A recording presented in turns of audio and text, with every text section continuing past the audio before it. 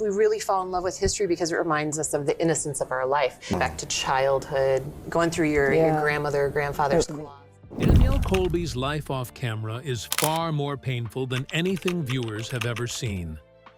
To fans of American Pickers, she's the bold, confident presence who keeps everything running. But behind that image is a story shaped by trauma, loss, and battles she kept hidden for years. From a deeply difficult childhood to personal struggles that nearly pulled her away from the spotlight, the reality is far more complex than the show ever revealed. So what has Danielle Colby really been through? And why are so many fans only now discovering the truth? Join us as we uncover the heartbreaking reality behind Danielle Colby's life that has left fans stunned. The childhood that built her and the religion that caged her. To understand who Danielle Colby is, we have to start with a childhood in Davenport, Iowa, that was shaped by two competing forces that never fully reconciled with each other. On one side were parents who started out as hippies, activists, and protesters who pushed against the system with the energy of people who genuinely believed the world could be different. On the other side was the Jehovah's Witness faith that those same parents converted to, trading their countercultural freedom for one of the most demanding and restrictive religious structures in American Christianity. Danielle grew up attending services 3 times a week and participating in field service, the door-knocking missionary work that Jehovah's Witnesses use to spread their message.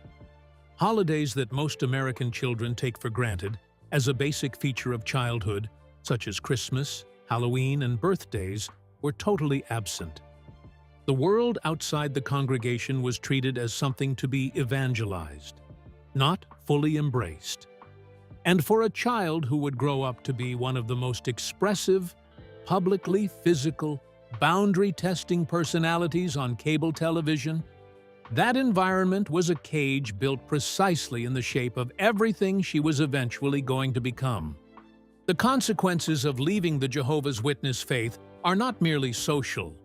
The religion practices shunning, meaning former members who leave or are disfellowshipped can be completely cut off by family members and lifelong friends who remain in the congregation.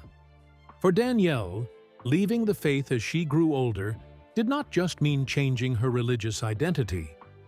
It meant losing the community she had grown up in, the childhood friends she had known her entire life, and straining the family relationships that most people rely on as the foundation of their adult lives. She has spoken in interviews about being an outcast because of religious differences, about the isolation that came with being raised in a world with clear boundaries, and then stepping across those boundaries permanently.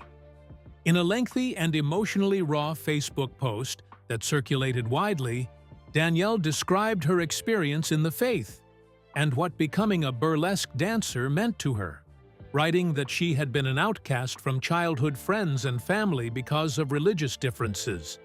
She wrote that she had been brutalized and had been raked over the coals by the public for her lifestyle and wardrobe choices, her weight, her looks, and her religious beliefs because she is a strong pagan woman.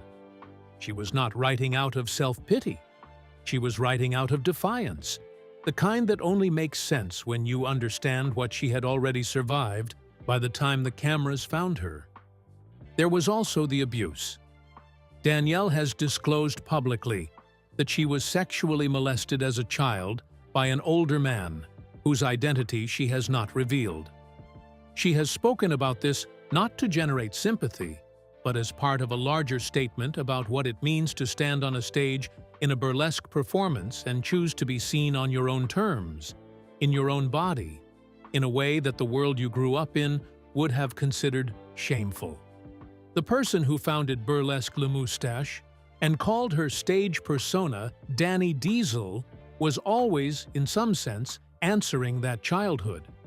So if everything she became was a response to everything she had survived before television found her, how did a woman from Davenport, Iowa, who had never been on a reality show, end up becoming one of the most recognizable faces on cable television.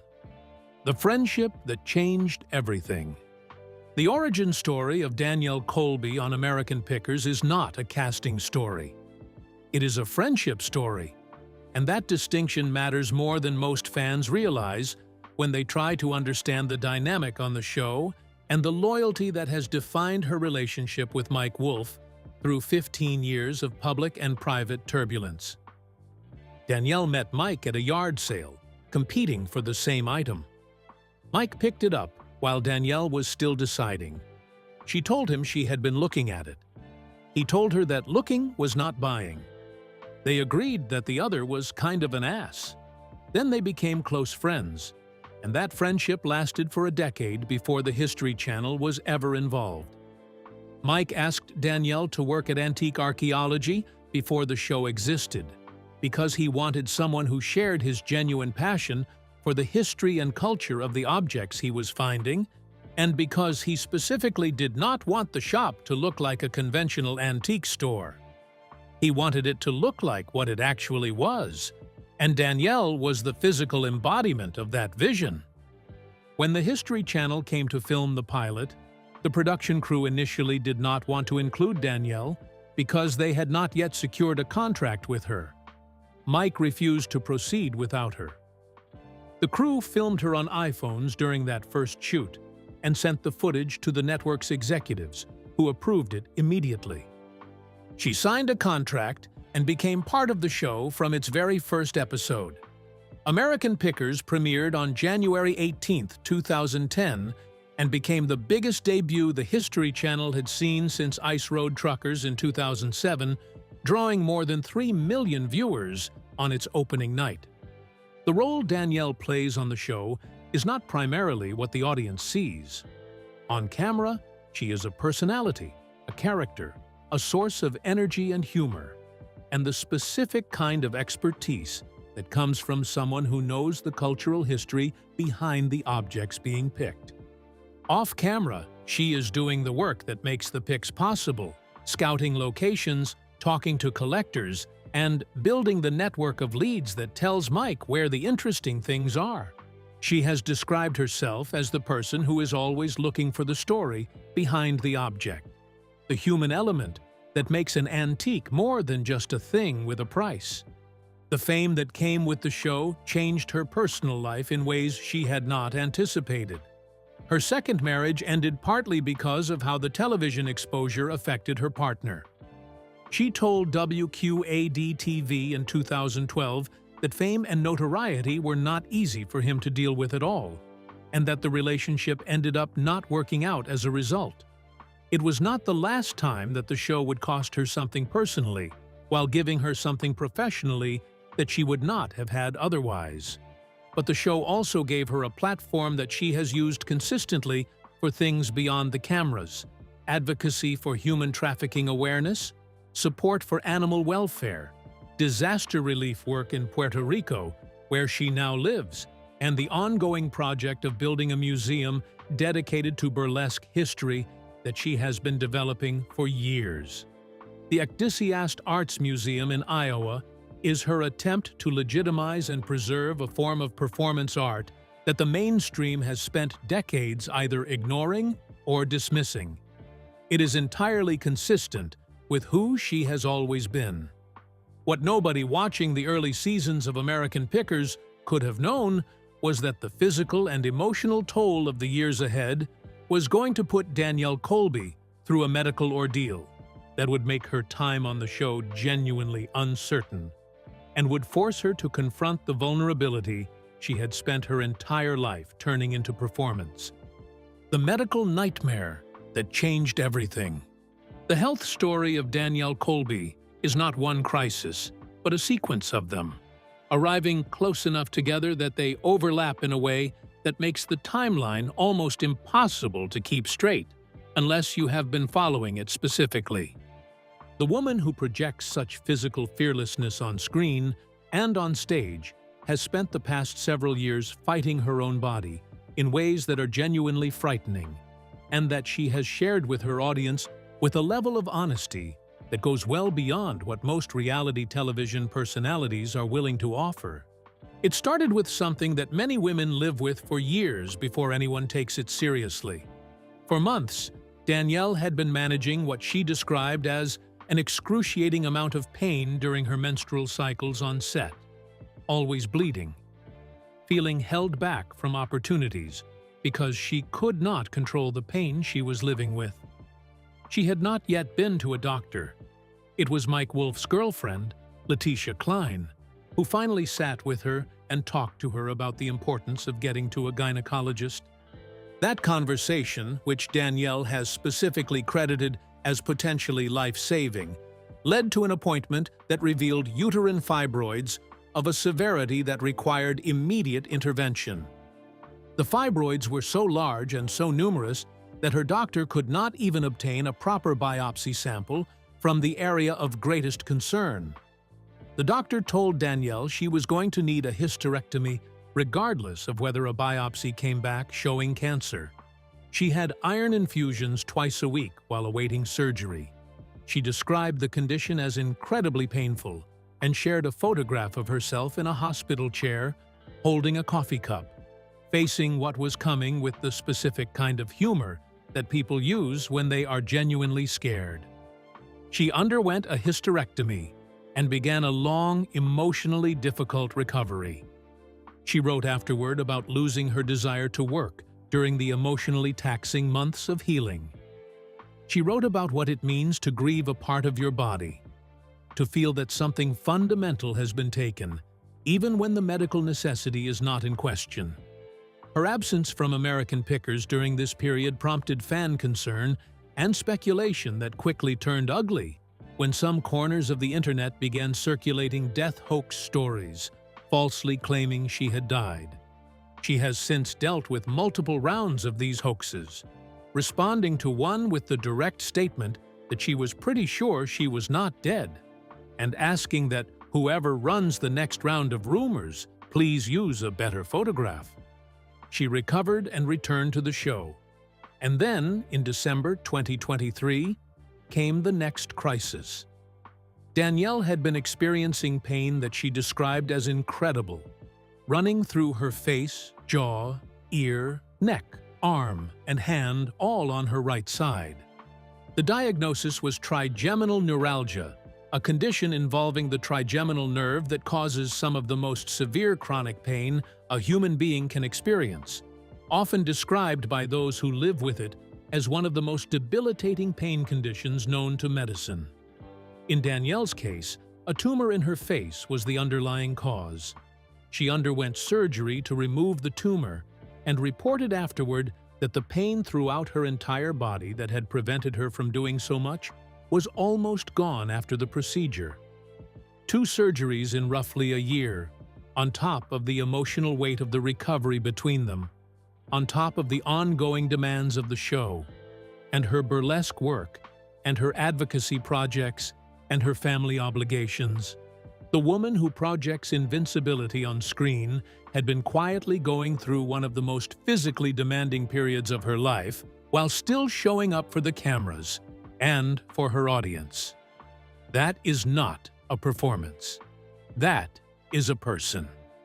And even as she was navigating her own health, she was simultaneously dealing with crises in the lives of people she loved, family members whose health issues she has been deliberately vague about out of respect for their privacy, but whose struggles have forced her to cancel performances and step back from travel on multiple occasions.